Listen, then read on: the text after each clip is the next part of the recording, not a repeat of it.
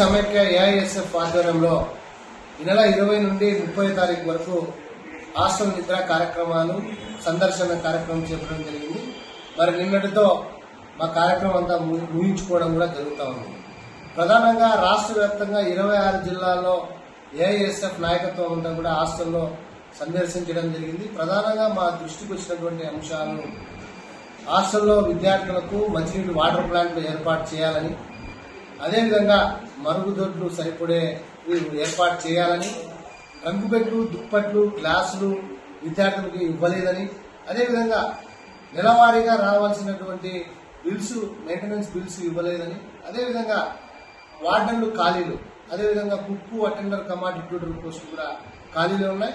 శిథిలా వ్యవస్థలో చాలా భవనాలు ఉన్నాయి. మేము సందర్శించిన సమయంలో విద్యార్థులకు మరి నిజంగా చాలా చోట్ల శిథిలా వ్యవస్థలో ఉన్న భవనాలు కుప్పకూలిపోయే పరిస్థితి.